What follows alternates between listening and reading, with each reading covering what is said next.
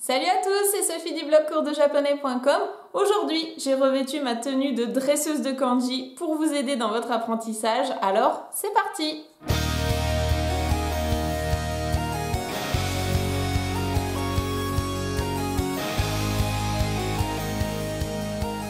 Ce n'est pas la première fois qu'on parle de kanji sur cette chaîne. Si d'ailleurs vous n'êtes pas encore très à l'aise avec la définition de ce qu'est un kanji, je vous invite à aller voir ma précédente vidéo que je vous mets là au-dessus dans le petit i. Comme ça, vous y verrez un petit peu plus clair. Une fois que vous êtes bien à l'aise avec les deux alphabets japonais, hiragana et katakana, il est temps pour vous de vous lancer dans l'apprentissage des kanji.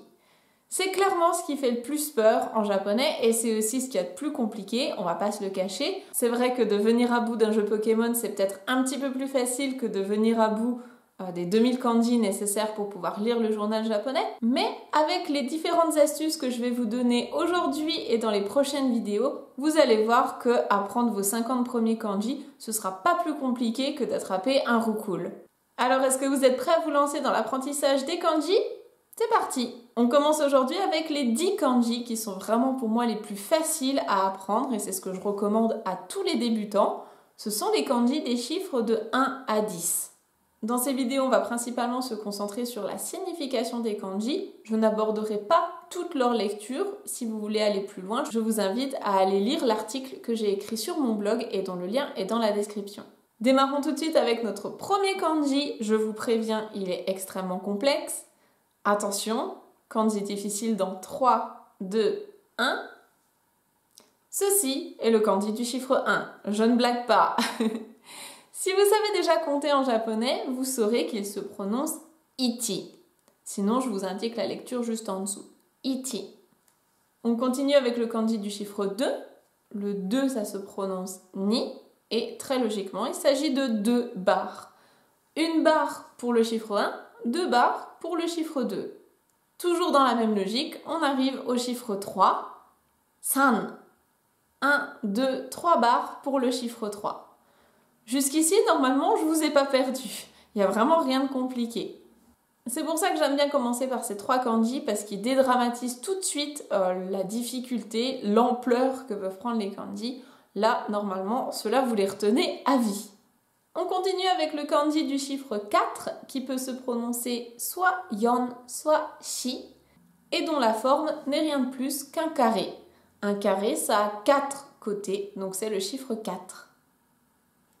On continue avec le chiffre 5 qui se prononce go. Si vous avez un petit peu d'imagination, normalement vous pouvez voir un chiffre 5 à l'intérieur écrit en analogique comme sur les réveils.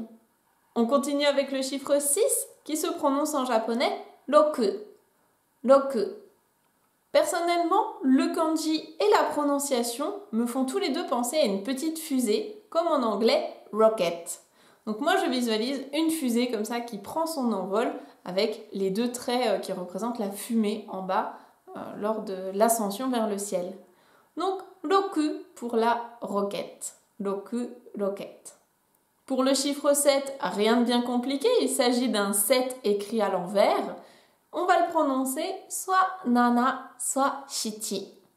Pour le chiffre 8, si vous connaissez déjà vos katakana, et c'est ce que je vous recommande à ce stade de votre apprentissage, le kanji vous fera peut-être penser au ha. Et ça tombe bien, car 8, ça se prononce hachi. Donc c'est le ha de hachi. On continue avec le chiffre 9 qui se prononce en japonais kyu, parfois contracté en ku. Pour le chiffre 9, là, je vais devoir vous donner un moyen mnémotechnique qui prête à sourire, mais je sais qu'il est efficace.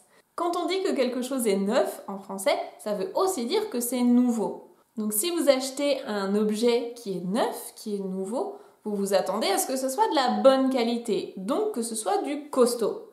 Et pour moi, le kanji du chiffre 9 nous montre qu'il est costaud avec son petit biscotto. Donc justement, vous pourrez vous en rappeler, il a un biscotto parce qu'il est neuf.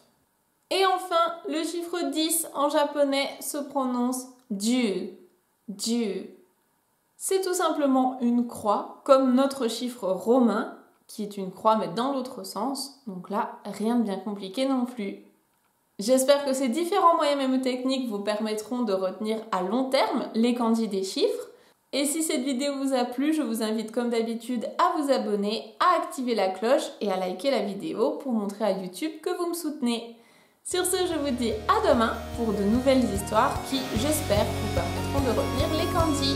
Bye bye, matane!